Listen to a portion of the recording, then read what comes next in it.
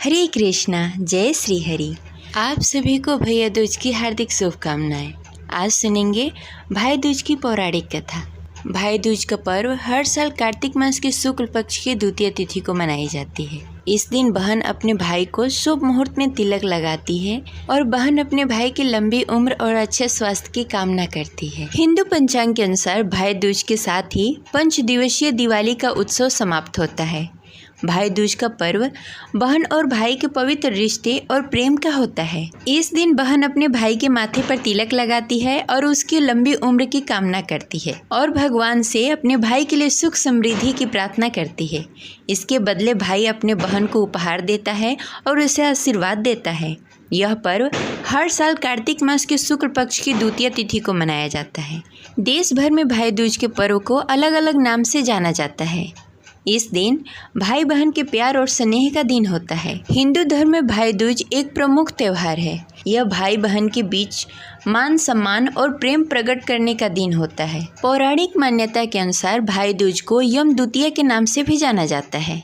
इस दिन यमराज अपनी बहन यमुना जी से मिलने आए थे और तभी से यह पर्व भाई दूज के रूप में मनाया जाने लगा है। मान्यता है कि यमराज अपनी बहन के आदर सत्कार से प्रसन्न होकर वरदान दिया कि जो भाई बहन इस दिन यमुना में स्नान करके यम पूजा करेंगे उसे मृत्यु के बाद यमलोक नहीं जाना पड़ेगा। वहीं भाई दूज को लेकर एक अन्य मान्यता यह भी है कि एक बार भगवान श्री कृष्ण ने नरकासुर का वध करके द्वारिका नगरी लौटे थे। इस अवसर पर भगवान श्री कृष्ण की बहन सुभद्रा ने फूल, मिठाई, अनेकों दीप जलाकर अपने भाई के स्वागत किया था।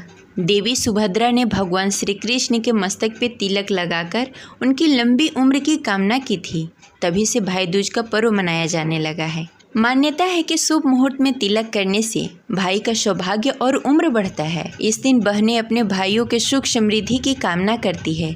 वहीं भाई भी अपने बहनों की सुरक्षा और प्रेम का वचन देते हैं। तो अब चलिए सुनते हैं भाई दूज की कथा। भाई दूज की तो अनेकों कथाएं प्रचलित है, लेकिन यह पौराणिक कथा बेहद ही प्रचलित है। सूर्य की पत्नी संध्या के 2 संतानें थी, पुत्र यमराज तथा पुत्री यमुना।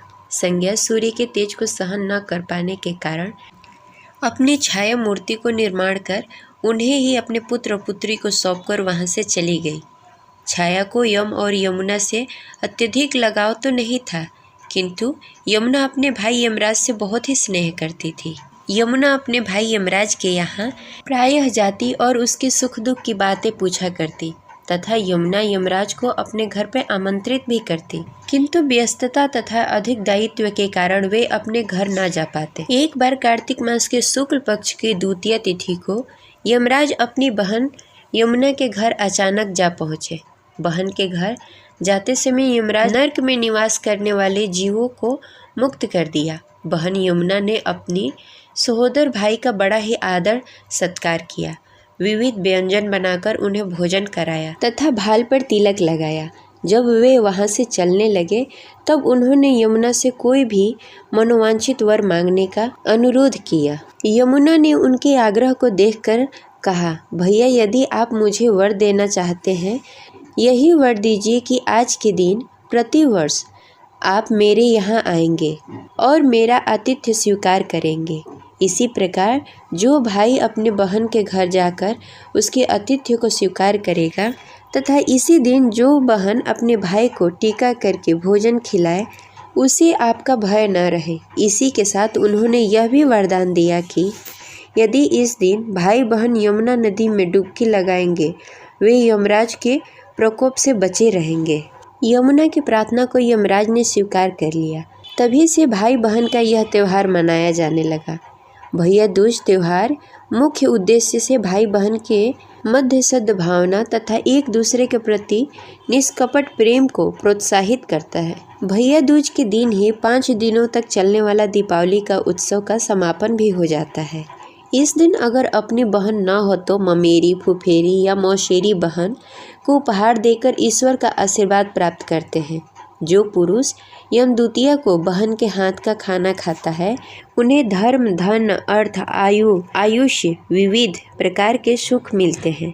साथ ही यम द्वितीया के दिन शाम के समय घर में बत्ती जलाने से पहले घर के बाहर 4 बत्तियों से युक्त दीप जलाकर दीपदान करना फलदायी होता है। भाई दूज एवं रक्षाबंधन के बीच समानता यही है कि भाई दूज एवं रक्षाबंधन दोनों ही भाई बहन के बीच मनाए जाने वाले पर्व हैं। दोनों में पूजा करने के नियम भी लगभग समान ही हैं। रक्षाबंधन में बहन अपने भाई की कलाई पर रक्षा सूत्र बांधकर उसकी लंबी आयु की कामना करती है, जबकि भाई दूज के दिन माथे पर तिलक लगाती है।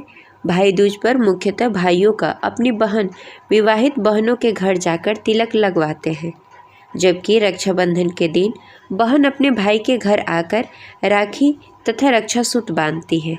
इन दोनों में यही समानता है। ये रही आज की कथा। आपको कैसी लगी कमेंट बॉक्स में ज़रूर बताएं। आशा करते हैं हमारी कथा आपको अच्छी लगी होगी।